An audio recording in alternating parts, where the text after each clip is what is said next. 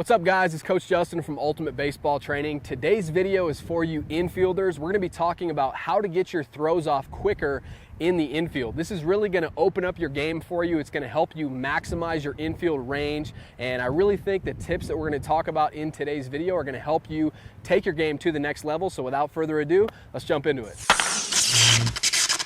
All right, so the first thing that's really going to help you get your throws off quicker is setting up the play with your footwork. And here's what I mean by that. I mean, on any particular ground ball, getting your body, by using your feet, getting your body in a position that you can maintain your momentum and be smooth and field the ball with, ideally, on a regular ground ball, right-left catch and right-left throw footwork with no wasted steps. But it's really just about using your feet to get you into a position to make a good throw without anything extra, any glove pats, any additional stutter steps or anything like that, okay? So if you've been playing baseball, if you've been an infielder for any length of time, we've talked about this on the channel before, a ground ball hit directly at me to short, obviously the worst thing I can do is run directly up to the baseball and stop here and be flat-footed and then field the ground ball, and I have no momentum going towards my target. So when you can't do it on every single ground ball, but when you can, it's important to get around the baseball just ever so slightly so that when I come through it,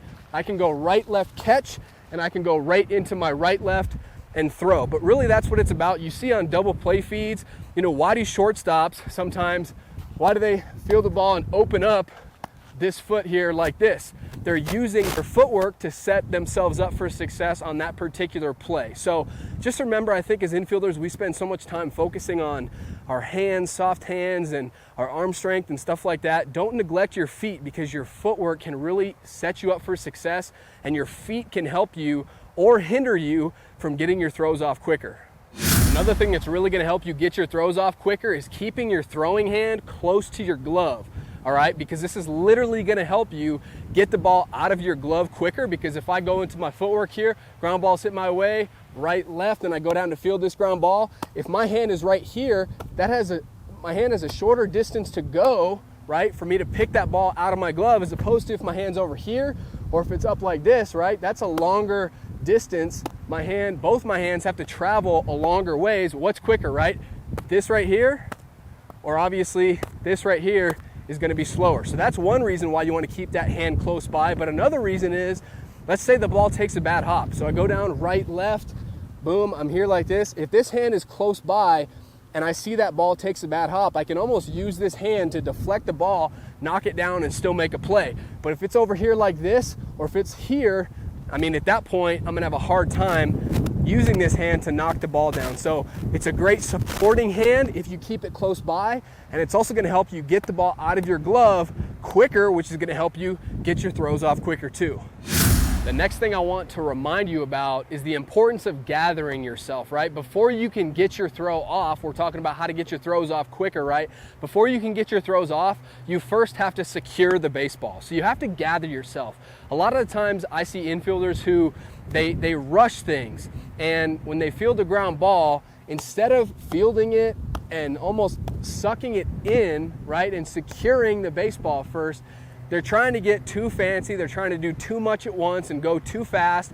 And so what ends up happening is they field the ball and they don't really secure the baseball, so it's moving all over in their glove, and then they have to pull maybe two of these, right? And obviously that base runner is running up the line. The more pats that you do, the more false steps that you do, the higher the likelihood of he's going to be safe. You're not going to be able to get the runner. Then you're going to have to rush your throw. That's going to lead to bad throws, right? So it's very important to secure the baseball and gather yourself first. So it's got to be right, left. You field the baseball out in front, right? But when you field the ball, you don't want to keep the baseball out here away from your body, all right? When the baseball is out here away from my body, I don't have it secured there. I'm not strong there, right? Same reason why when you're doing an arm wrestling competition, right? Why do you not have your hand away from your body? Because you're not strong. You pull that hand as close to your body as you possibly can. That's where you're strong. That's where you're secure. You need to do the same thing with ground balls, okay? So don't keep the baseball out away from your body. You don't have any control there, okay? So field the ball. That's step one. Before you can get your throw off, don't rush. Field the baseball. You've got to field it first. Right, left. You have to field it. You have to almost suck it up. Think of like being a vacuum. Suck it up, secure the baseball, gather yourself, in here like this, then you can go into your right-left footwork and you don't have to worry about padding a million times or having stutter steps once you secure the baseball first. So that's step one. Before anything else, your most important job, you have to secure the baseball, take care of it. And the last tip I'll leave you with in today's video is try your best to be as smooth and as fluid as you can possibly be. And try this, the next time you're fielding ground balls at practice, or you're showing up before practice to get extra work in, or after practice you're getting 50 or 100 ground balls hit your way, right?